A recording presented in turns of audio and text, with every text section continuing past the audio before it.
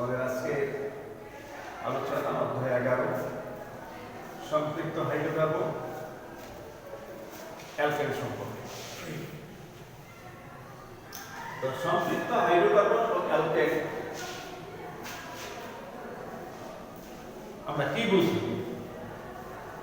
যে যে সকল হাইড্রোকার্বনে কার্বন শিকলে কার্বন কার্বন একক বন্ধমান বিদ্যমান থাকে,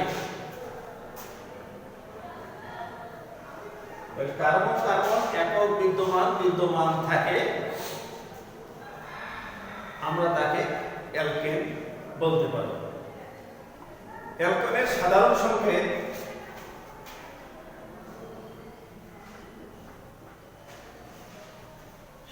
সংকেত CnH2n+2।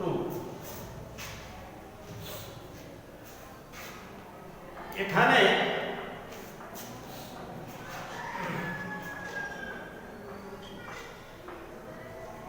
n সমান 1 2 3 4 ইত্যাদি হতে পারে।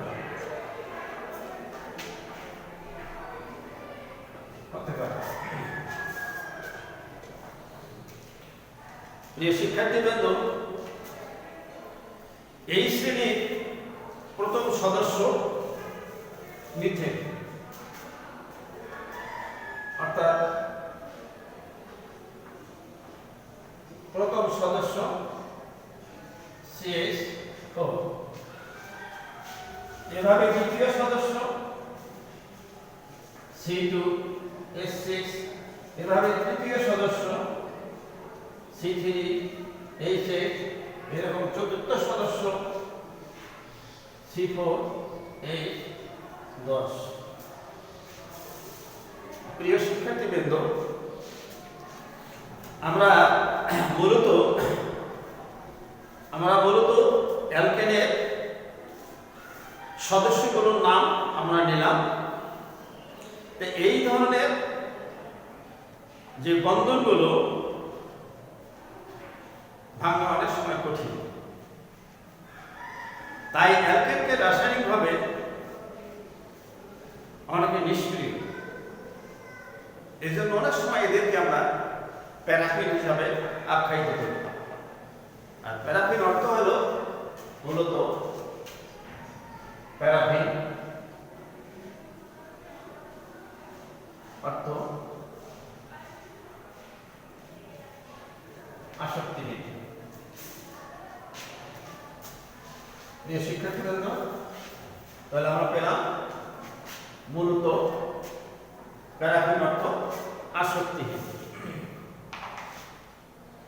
সম্পৃক্ত হাইড্রোকার্বন অ্যালকেন সম্পর্কে আমাদের ধারণা পেলাম যে সকল হাইড্রোকার্বনে কার্বন শিকলে কার্বন কার্বন একক বন্ধন বিদ্যমান তাকে আমরা অ্যালকেন বললাম। অ্যালকেনের সাধারণ সংকেত CnH2n+2।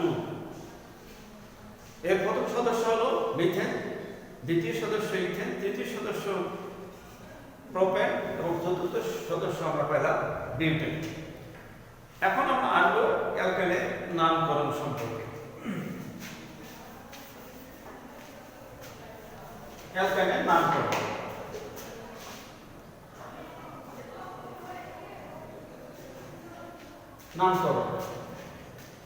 অ্যালকেনের নামকরণে আমরা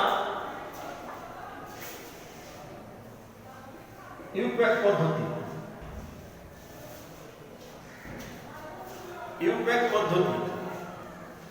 এই পদ্ধতিতে অ্যালকেনের নামকরণ করা হয়। বিশেষ করে সকল সরল শিকল বিশিষ্ট যে অ্যালকেনগুলো, যেমন এক কার্বন বিশিষ্ট, যদি এক কার্বন বিশিষ্ট হয় তাহলে মিথেন, যদি দুই কার্বন বিশিষ্ট হয় তাহলে ইথেন, যদি তিন কার্বন বিশিষ্ট হয় তাহলে প্রোপেন, যদি চার কার্বন বিশিষ্ট হয় তাহলে পাচ্ছি আমরা বিউটেন। তাহলে এক কার্বন, দুই কার্বন, তিন কার্বন এবং চার কার্বন বিশিষ্ট অ্যালকেনে এদের যে গাঠনিক অবস্থাটা, সেই গাঠনিক অবস্থাটা আমি তুলে ধরছি। যেমন কার্বন, হাইড্রোজেন 4টা, অর্থাৎ কার্বনের হাত হলো 4টা।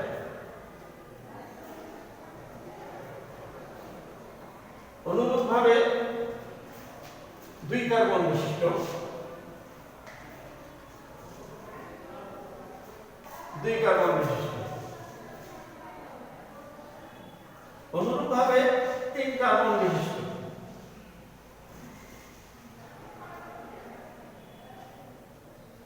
3 কার্বন বিশিষ্ট, অনুরূপভাবে 4 কার্বন বিশিষ্ট। তাহলে একটা করে কার্বন বেড়ে যাচ্ছে। তাহলে আমরা কি লিখতে পারি? এই 4 এর সর্বশেষ 4 কার্বন বিশিষ্ট, হ্যাঁ, কার্বন মধ্যে তাহলে CH CH 3টা 1 2 3টা single bond CH2 single bond CH2 single bond CH3। তাহলে আমরা লিখতে পারি CH3 single bond CH2 single bond CH2 single bond CH3। অ্যালকেনের ক্ষেত্রে আমরা পাইলাম এই অবস্থাটা। নেক্সট পর্যায়ে আমরা নিতে পারি নামকরণে যে অ্যালকেন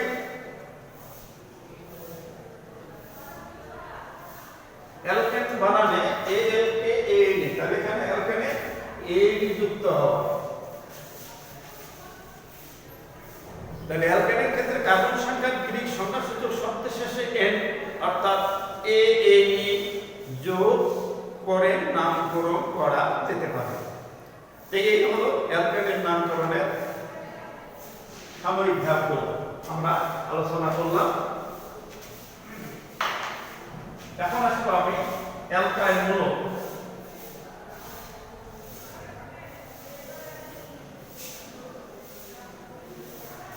অ্যালকাইল মূলক অ্যালকেন থেকে একটা হাইড্রোজেন মূলক অ্যালকেন অর্থাৎ CH4 অ্যালকেন, এই CH4 থেকে একটা হাইড্রোজেন পরমাণু ছড়ায় দেওয়া অর্থাৎ CH3, এটা অপসারণ করা। অপসারণ তাহলে অ্যালকেন গ্রুপ থেকে অ্যালকেন থেকে একটা হাইড্রোজেন পরমাণু অপসারণ করলে যে একযোজী মূলক, এটা হলো একযোজী মূলক। তাহলে অ্যালকেন থেকে একটি হাইড্রোজেন পরমাণু অপসারণ করে যে একযোজী মূলকের সৃষ্টি হয় তাকে আমরা অ্যালকাইল মূলক বলতে পারি। তাহলে এটি একযোজী মূলক, এটা হলো অ্যালকাইল। অ্যালকাইল মূলক, অ্যালকাইল মূলক। প্রিয় শিক্ষার্থীবৃন্দ, তাহলে আমরা পাইলাম অ্যালকাইল মূলকের একটি সম্যক ধারণা যে অ্যালকেন গ্রুপে যে সংকেতটি থাকবে সেই সংকেত থেকে একটি হাইড্রোজেন পরমাণু অপসারণ করলে CH3 একযোজী মূলক পাওয়া যায়। সেই অবস্থাটাকে এখানে বলা হচ্ছে অ্যালকাইল মূলক।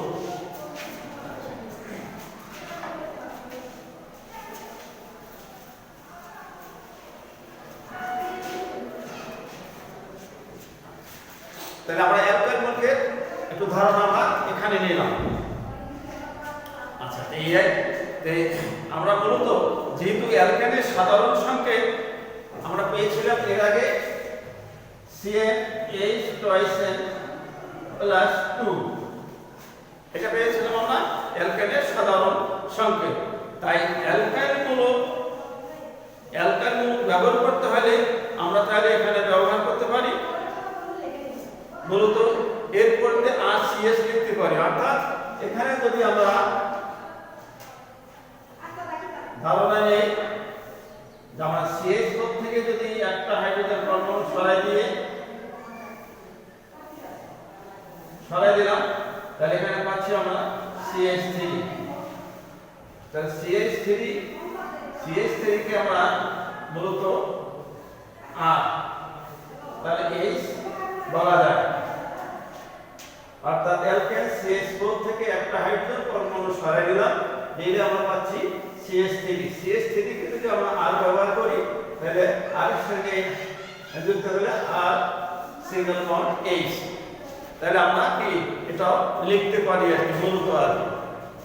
আচ্ছা, তাহলে আমরা অ্যালকাইল মৌলের সাধারণ ধারণা পাইলাম এখানে যে মূলত মূলক হিসাবে অ্যালকাইল মূলক হিসাবে আমরা R ইকুয়াল সমান সমান, তাহলে এটা পাচ্ছি মূলত CnH2n প্লাস 1, তাহলে এখানে n এর মধ্যে যদি ধরা হয় 1, হাইড্রোজেন 2 * 1 প্লাস 1, তাহলে কার্বন হাইড্রোজেন 2 আর একটা হলো 3টা, তাহলে আমরা অ্যালকাইল মূলকের ধারণা যেটা CH3 R হিসাবে ব্যবহার করা হবে।